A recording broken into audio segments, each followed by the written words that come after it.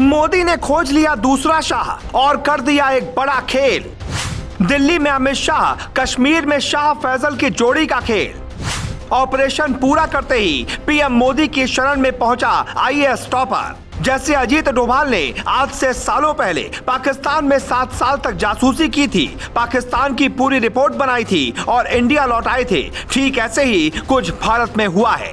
शाह फैसल ने कश्मीर में मोदी का वो काम किया जो शायद कोई और नहीं कर सकता था और मोदी की सफल रैली के बाद उन्हें इनाम भी मिल गया। इस कहानी की शुरुआत होती है आज से 3 साल पहले। एक मुस्लिम आईएएस टॉपर ने बगावत की और कश्मीर में अपनी एक पार्टी भी बनाई। मोदी को सबक सिखाने का प्लान बनाया और नौकरी छोड़कर कश्मीर चला गया। उन दिनों कश्मीर में आर्टिकल 370 हटाया गया था। शाह फैसल कश्मीर के पहले आईएएस टॉपर हैं, लेकिन मोदी के खिलाफ मोर्चा खोलकर सुर्खियों में आए।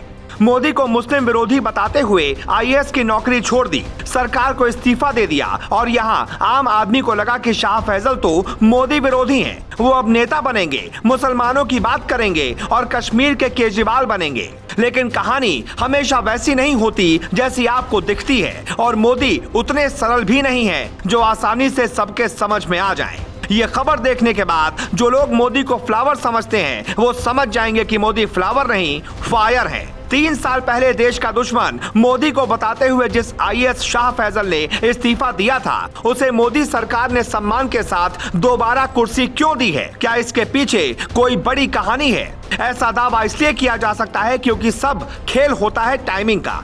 आर्टिकल 370 हटाए जाने से पहले शाह फैसल का इस्तीफा, फिर 370 हटाए जाने के 3 साल बाद मोदी की पहली सफल रैली के बाद शाह फैसल को सम्मान के साथ दोबारा कुर्सी मिलना। शाह फैसल को उन्हीं नेताओं के साथ जेल में रखा गया था जो देश विरोधी बातें करते हैं। शाह फैसल ने भी एक पार्टी बनाई लेकिन लोगों को जोड़ा नहीं। कश्मीर विरोधी ताकतों को भरोसा हुआ कि फैसल उनके साथ है, वहां की जनता को भी यही भरोसा हो गया, लेकिन खेल अभी बाकी था। शाह फैसल असल में मोदी के साथ थे और उस ऑपरेशन को अंजाम दे रहे थे जो कश्मीर और देश के लिए जरूरी था। आईएएस शाह फैसल ने पहले नौकरी छोड़ी, पार्टी बनाई, देश विरोधी बातें की, उन पर राष्ट्रद्रोह जैसे आरोप लगे, जेल गए, लेकिन मोदी सरकार ने उनका इस्तीफा मंजूर नहीं किया।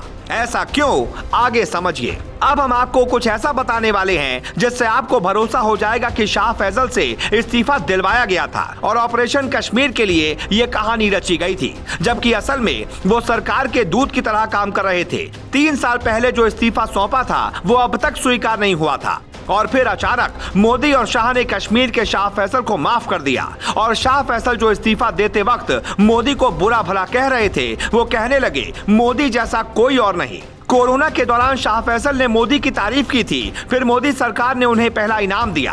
आपने कभी ऐसा देखा नहीं होगा, कोई वर्तमान सरकार को ललकारे और सरकार उसकी खातिरदारी करे। कुछ दिन पहले जो मोदी की रैली कश्मीर में हुई थी, उसका पूरा मैनेजमेंट शाह फैसल के इशारे पर हुआ था। कश्मीर पर मोदी सरकार को एक एक मूवमेंट की खबर थी और इसीलिए सबको नजरबंद करके रखा गया था। जो लोग पीएम मोदी को करीब से जानते हैं वो कहते हैं मोदी कभी अपने विरोधियों को माफ नहीं करते, ना वो कुछ भूलते हैं। फिर शाह फैसल की वापसी क्यों हो गई? शाह फैसल ने कश्मीर में सरकार के लिए वो काम किया है जो शायद कई अधिकारी भी ना कर पाए। कई बार अच्छा करने के लिए बुरा बनना पड़ता है, परिवार तक को इसकी भनक नहीं होती। एक अधिकारी की जिंदगी में ऐसे कई पड़ाव आते हैं। Bureau report, global Bharat.